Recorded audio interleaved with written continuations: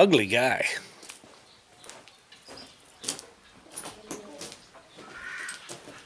Hello again, everybody. It's Robert Earl out here at the Eco Ranch in Far West Texas. Standing in the bathroom still because that's where I'm going to be working for the next couple of weeks. But I thought I'd follow up my video. I know it's only been 3 days. This is the vlog for November 16th, 2016. I don't know why I have trouble with that date, or with the dates, but anyway, I'll do a little follow-up video. There's a couple of things I wanted to show you, and I thought would be quite interesting. Plus, I got a message from one of my good friends, which, by the way, hello Ruben, who said I seemed grumpy in the last video, or maybe the last 2 videos. Well, that'd make anybody grumpy. But I had reason to be grumpy, and I'm going to push that back because we've got a lot of work to do here. No matter what, we've got work to do here. And if you're trying to live like this or contemplating it, you got work to do. So let's push that back, get rid of the grumpiness a little bit, and we're going to get to work. Now, one of the things I want to show you is I'm going to start out showing you about this doorway here and building the door. Now, I'm going to do just a couple minutes on that. I'm also going to cut that section and duplicate it into another video where I'm actually going to follow the progress of the door. I've got something really exciting to do about the door, and I'll save that for the next little segment. But I don't know about you. We all have our own things that we have trouble doing in terms of construction, and I watch renovation realities on the DIY network a lot, and it's funny and it's entertaining, and some of these people are just so stupid. They're going to renovate their kitchen in 3 days for $500 and other things like that. But typically they find the problems that they all seem to have is when they come to the electrical, they always have to end up hiring an electrician or they shock themselves. And so electric typically seems to be a problem for people. And they don't think of the other 2 real problems that unless you do it on a regular basis, are a horrible, horrible issue. And that is installing a door and installing a window. Now, we're not going to get into a window in this video, but we are going to get into the door because it's very important how you do a door. And so many guys that I know have gotten macho, and they get that door frame, and the door is in there, and it's screwed in nice and tight in the frame. They get that thing in, and they say, I don't need no damn shims, and they start shoveling it around, and they end up screwing up something because they don't shim it, because they don't... I don't know why they don't like shims, but many guys, I ain't gonna use no doggone shim. Well, there's a reason that same chicken as 3 days ago. Kill the chicken first.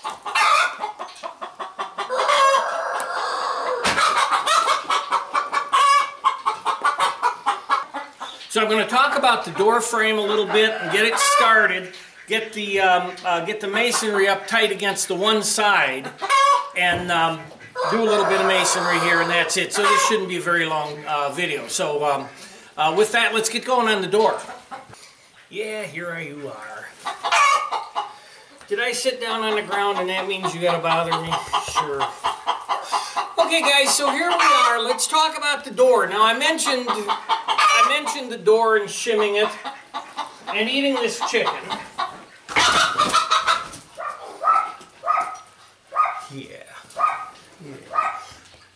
Okay guys, so here I am at the door frame. Now I mentioned shimming it and how some guys are, I didn't mean to make everybody sound stupid, that wasn't my intention. What I was saying is, you don't know, so you say, oh, I don't need any shims. That's more the way to say it. But that's a complicated enough thing, and I find that in the windows is what most people have a lot of trouble with. Electric really is easy, and so is plumbing. It's fairly straightforward, and one thing follows another, and you just have to, I mean, with electric, you just have to remember to turn the power off so you don't get shocked or burn the house down.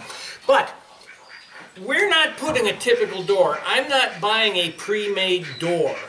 What I'm going to do here, and I have been lucky enough with what we're doing here to meet a lot of different people in all different walks of life. A lot of you folks that follow us are people that want to live this way. You're curious about it. You'd like to live this way someday, when someday comes. Some are dyed-in-the-wool conspiracy theory to get all my news from Breitbart and I can't think of his name right now, Alex Jones. Preppers. And that's fine. That's fine because this all works for all different ways, all different people. But what I'm doing here is not a simple door frame. I'm actually building a custom door, and I'm going to build a custom door frame. That means that it's not going to come from the factory all set up and with the hinges all lined up, so I have to do this all myself. So step number one is always to make sure that you have a threshold. And this is the threshold here that I poured. It is exactly the same height as all the flooring in the rest of the house. I shot all this with a laser level. So how it looks underneath, if you can see that lip there, how it looks underneath doesn't matter because this is going to be flat. The actual metal threshold, because this is an outside door, the actual metal threshold is going to eat up most of this. And then I'm immediately picking up the clanking rocks, which I've mentioned before. The clanking rocks to be right there and level with it. Now this is not fully set. If you saw my hand just slip then, so I have to be very careful of it. But I'm not going to be putting any weight on it. What we are going to do, the first thing I have to do, now that this is poured, it's perfectly level, it's nice and smooth, the first thing I have to do is take the board that the rest of the frame is going to attach to, and I forget what you call this board, but I have to get it, set, I have to get it level and plumb. And in this case, because there's masonry, I've got to put the concrete anchors on the other side of it so that as I bring this wall up, the mortar will grab on those concrete anchors. So that's what I'm going to do, and I'll come back when I'm done with that. Well, from behind the camera, I'm just showing you that I've got the concrete anchors in place. I only took them up to this cross brace here. When I get that high, there will be enough mortar holding that in place so it'll be perfectly, it'll be plumb and level. But as I go, as this mortar is wet, I have to constantly check plumb level, and also if this board has twisted any this way. I have to be sure of that so that the casing is set properly. Now that's very important that the casing's set properly. Now it's important that the casing be set properly in terms of being level and plumb, because it's important that everything's level and plumb. I mean, that's kind of a no-brainer. If you start out with a small error, it's only going to get worse as you go forward. So you always want to start out with as perfect as you can. So I have a perfectly level threshold, perfectly level concrete threshold that I can drill into to put my metal threshold in. Sorry, I'm having an old man moment here. So I've got that perfect there. This has to be perfect as I go up. And the reason it has to be more perfect than if I were buying a ready-made door from the store is that I'm not buying a ready-made door from a store. I'd mentioned that I've had the pleasure of meeting a lot of different people in a lot of different walks of life that are doing things differently. One of the people I met was down in Kingsville. Is it Kingsville or Kingville? I've lived here all these years and I keep forgetting. Anyway, Kingsville, Texas, where the King family is from and the King Ranch is from. Now she has a lumber mill there and specializes in specialty woods, particularly mesquite. She's very fussy with the mesquite. She has beautiful mesquite there. And I'm actually going to, this casing it's a rough casing, but it's pretty doggone close to where it needs to be on this side. On this side, the door I'm putting in is a 36-inch door. So I want to come out a ways. It's going to come out about 8 inches to make a 36-inch or a 37.5-inch or whatever opening. And the reason for that is I like to completely hide these and encase these in my mortar work. So that's why I've got it set this way. So I am not buying a standard door. That means that the inner casing, the inner casing that the door sits in, and the hinges and all that, I have to set myself in here. Now, I'm building, from her lumber, I'm going to build a mesquite door. And and I'm going to get with her on exactly, and other people that have built them. I think it's got to be a 2-inch thick door, so it's a very heavy door. That's why we have to anchor this real good in the concrete. It's going to be a heavy door. 2-inch thick mesquite in pieces. I'm not going to try to get a whole slab or even 2 slabs. I'm going to try to do it out of like 8-inch material and make my door that way. And up here at the top, where your standard door, I believe, is 7'2", I'm going to be about 4 to 6, probably 6 inches higher than the standard door, because I'm going to actually arch that door. So the arched door just gives it a more rustic look. It'll be more in keeping with how we're decorating the inside of this. But again, the arch has some, it has some challenges. First of all, I have to make the arched door out of this door, and I'll get into that in the rest of the video that I'm going to do about the door. But I also have to arch the mortar, the masonry that's going over the top. I'm not going to do like I did above the window here, where I put where I've just got a piece of, essentially I'll have a piece of paneling with insulation. This I'm actually going to do the rock work over the top of the door, so I have to actually build an arch. I'll have to do just like they've done for thousands of years in building a mortar arch up here. So that'll be what we're going to get into in the future, not in the rest of this video. I'm just going to do a little, I'll do a little bit of mortar work here and get this thing started and finish up. And, well, now typically when I'm doing a mortar mix, and I've talked about this in at least 3 videos, it's a thin mortar mix because it's got to go in between the bottles. And again, just as a reminder, the bottles themselves don't chemically grab onto the mortar, so the mortar adheres around them, and they do pop out sometimes. Now they don't pop out once they're down, 5 or 6 rows, but they'll pop out in the top row or on the end. So I typically use a wetter mix. Right now I'm going to use a thicker mix because I'm setting that rock, but I'm also working down here.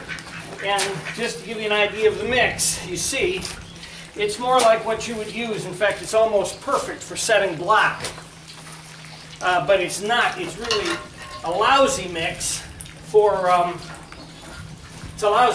bottles.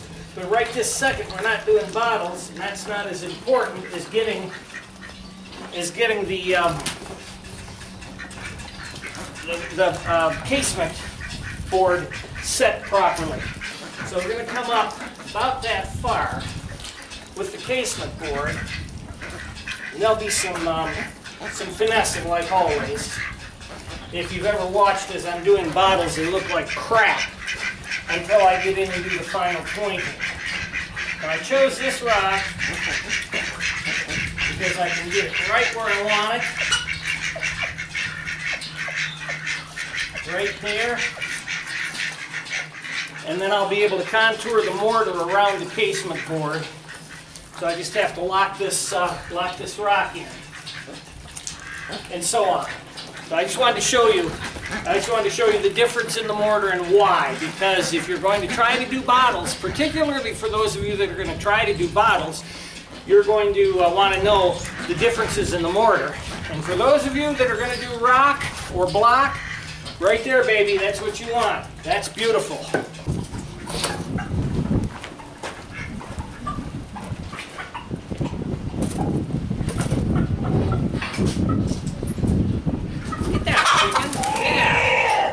Well, so I worked a little late into the afternoon yesterday. I worked later than I wanted, and I was pointing until dark, so I wasn't able to come back and shoot the finish to this vlog. But you can see I placed all these rocks and pointed them. Now I put 29 in.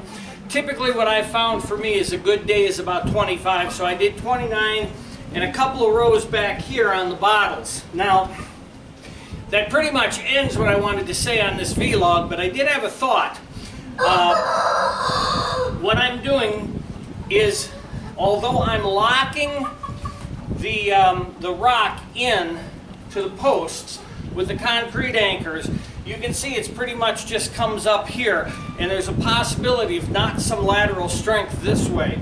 So at this point here, I'm actually coming up one more row of bottles and then bringing the rock up, and at that point I'm going to go completely across with mortar. So the mortar will lock the bottle wall to the rock wall at this point, and I'll do it again up here and again up there, and of course at the very top where you have your bond beam. But that kind of stops it. This is what I'm going to be doing for a while, so I probably won't do a vlog for a bit because it's all more of the same. But there is one final thing before I end this, and that's going to be this. So the wind has come up. We're expecting a cold front to come through. They're predicting 2 nights of 39 degrees in Terlingua, and of course with our altitude here, that could be colder if it comes to pass. Moringa trees go dormant at below 40 degrees, so 2 days of under 40 may just do it for these trees. So this may well be the last look you get before I cut them down. If I cut them down, then I'll dry up and process the leaves. But I want to give you one last look before the cold hits. I know the wind is blowing, so this is my vlog for November 16th, and I hope you enjoyed it. Until next time, it's Robert Earl and Cascade the Wonder Dog out here at the Eco Ranch in Far West Texas. Take care.